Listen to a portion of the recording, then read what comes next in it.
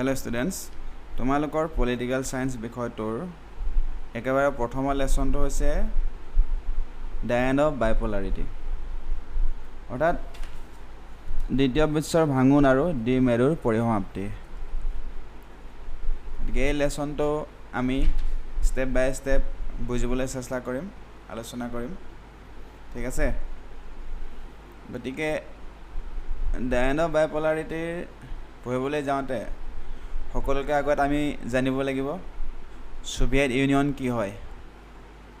Soviet union, যাক USSR বুলিও কোৱা হয়, union of Soviet socialist Republic, অৰ্থাৎ চমুকৈ ছোভিয়েট ইউনিয়ন। ছোভিয়েট ইউনিয়ন হ'ল এখন দেশ আছিলে, যেনেদৰে ভাৰত, ইউনাইটেড কিংডম, আমেৰিকা, ঠিক তেনেদৰে ছেম টু ছেম এখন কাণ্ট্ৰি আছিলে ছোভিয়েট ইউনিয়ন, ঠিক আছে। ছোভিয়েট ইউনিয়নৰ গঠন হৈছিলে 1917 চনত। কেনেকৈ গঠন হৈছিলে? 1917 চনত ৰাছিয়াত এক সমাজবাদী বিপ্লৱ হৈছিলে, যাক ৰুছ বিপ্লৱ বুলিও কোৱা হয়।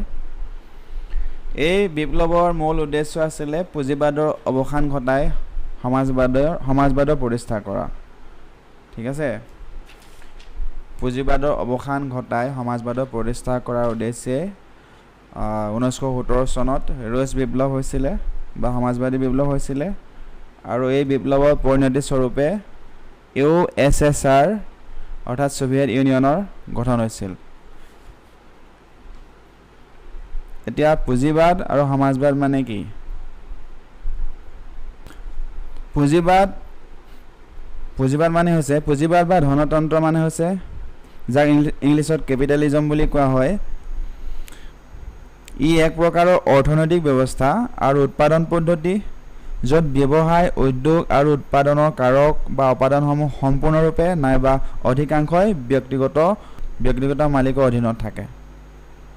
আনহাতে সমাজবাদ, যাক ইংলিছত ছ'চিয়েলিজম বুলি কোৱা হয়, সমাজবাদো ঠিক তেনেদৰেই এক অৰ্থনৈতিক আৰু সামাজিক ব্যৱস্থাৰ এক গোট, যাক উৎপাদনৰ মাধ্যমৰ সামাজিক মালিকী আৰু গণতান্ত্ৰিক নিয়ন্ত্ৰণেৰে চিহ্নিত কৰা হয়। তেনে সমাজ গঠনৰ উদ্দেশ্য ৰখা ৰাজনৈতিক ভাৱাদৰ্শ, সূত্ৰ আৰু আন্দোলনকো সমাজবাদ বোলা হয়। সামাজিক মালিকীয়ে ৰাজহুৱা, উমৈহতীয়া, কোঅপাৰেটিভ, প্ৰয়োজন অনুযায়ী সমতা আৰু এইবোৰৰ মিশ্ৰণ বুজাব পাৰে। অৰ্থাৎ পুঁজিবাদ আৰু সমাজবাদ মানে কি আমি বুজি পালোঁ। এই পুঁজিবাদৰ অৱসান ঘটা সমাজবাদ প্ৰতিষ্ঠা কৰিবৰ কাৰণে 1917 চনত ৰাছিয়াত যি বিপ্লৱ হৈছিলে, যি সমাজবাদী বিপ্লৱ হৈছিলে, সেই বিপ্লৱৰ পৰিণতি স্বৰূপে ছোভিয়েট ইউনিয়নৰ গঠন হয়। গতিকে আমি ছোভিয়েট ইউনিয়ন কি বুজি পালোঁ, পুঁজিবাদ কি বুজি পালোঁ, সমাজবাদ কি বুজি পালোঁ। এতিয়া আমি চাম ৱাৰ্ছৰ চুক্তি। ৱাৰ্ছৰ চুক্তি হ'ল এক প্ৰকাৰৰ সামৰিক চুক্তি। পূব ইউৰোপৰ যিবোৰ ৰাষ্ট্ৰক ছোভিয়েট ইউনিয়নে ফেচিষ্টৰ কবলৰ পৰা মুক্ত কৰিছিল, সেই ৰাষ্ট্ৰসমূহে দ্বিতীয় বিশ্বযুদ্ধৰ পিছত ছোভিয়েট ইউনিয়নৰ গোষ্ঠীত অন্তৰ্ভুক্ত হৈছিল, অৰ্থাৎ ছোভিয়েট ইউনিয়নৰ পক্ষ লৈছিল। আৰু এই ৰাষ্ট্ৰসমূহে ছোভিয়েট ইউনিয়নৰ আৰ্হিত ৰাজনৈতিক আৰু অৰ্থনৈতিক ব্যৱস্থা গঢ় দিছিল। এই ৰাষ্ট্ৰসমূহৰ গোষ্ঠীটোক দ্বিতীয় বিশ্ব বা সমাজবাদী জোট বা সমাজবাদী গোষ্ঠী বুলি কোৱা হৈছিল। সমাজবাদী গোষ্ঠীটোৰ নেতৃত্ব বহন কৰিছিল ছোভিয়েট ইউনিয়নে, আৰু এই গোষ্ঠীটো একত্ৰীকৰণ কৰি ৰাখিবলৈ এক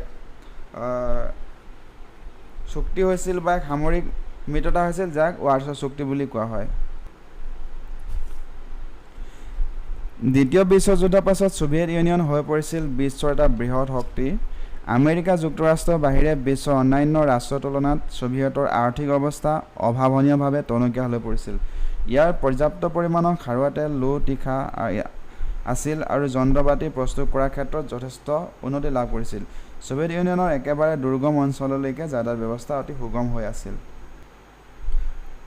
ছোভিয়েট ইউনিয়নৰ এনে এখন দেশ আছিল যি আলপিনৰ পৰা গাড়ীলৈকে সকলো ধৰণৰ সামগ্ৰী তৈয়াৰ কৰি ল'ব পাৰিছিল।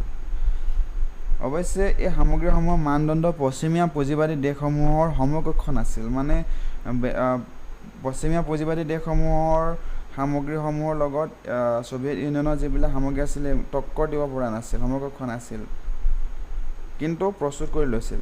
ছোভিয়েট ইউনিয়নে ইয়াৰ প্ৰতিজন নাগৰিকক জীয়াই থকাৰ ন্যূনতম সুবিধাখিনি আগবঢ়াইছিল। তদুপৰি ছোভিয়েট ইউনিয়নে অত্যাৱশ্যকীয় যেনে স্বাস্থ্য, শিক্ষা, শিশুৰ তত্ত্বাৱধান আৰু অন্যান্য কল্যাণমূলক কামৰ ক্ষেত্ৰত অৰ্থ সাহায্য আগবঢ়াইছিল। ছোভিয়েটত কোনো নিবনুৱাই নাছিল। ছোভিয়েট ইউনিয়নৰ ভূমি আৰু ইয়াৰ জৰিয়তে উৎপাদিত পণ্যৰ গৰাকী হ'ল ৰাষ্ট্ৰ আৰু ইয়াৰ ওপৰত সম্পূৰ্ণ ৰাষ্ট্ৰৰ নিয়ন্ত্ৰণ আছিল।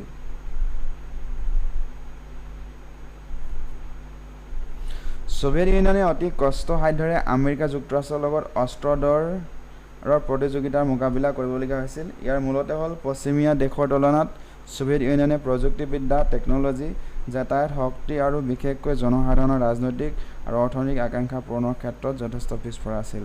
তদুপৰি ছোভিয়েট ইউনিয়নে 1979 চনত আফগানিস্তানত অনধিকাৰ প্ৰৱেশ কৰি অধিক দুৰ্বল হৈ পৰিছিল। ছোভিয়েট ইউনিয়নত যদিও মজদুৰৰ মজুৰি ক্ৰমাগতভাৱে বৃদ্ধি কৰা হৈছিল, কিন্তু ইয়াৰ উৎপাদন আৰু প্ৰযুক্তিবিদ্যা পশ্চিমীয়া দেশবোৰতকৈ যথেষ্ট পিছপৰা আছিল। ইয়াৰ ফলশ্ৰুতিত দৈনন্দিন ভোগ্য সামগ্ৰীৰ নাটনিয়ে দেখা দিছিল আৰু প্ৰতি বছৰে এনেবোৰ সামগ্ৰী বিদেশৰ পৰা আমদানি কৰিবলগীয়া হৈছিল। ইয়াৰ ফলত 1970 চনৰ পিছৰ ফালে ছোভিয়েট ইউনিয়নৰ অৰ্থনৈতিক অৱস্থা থৰক-বৰক হৈ দেশত মন্দা অৱস্থাৰ সৃষ্টি হৈছিল।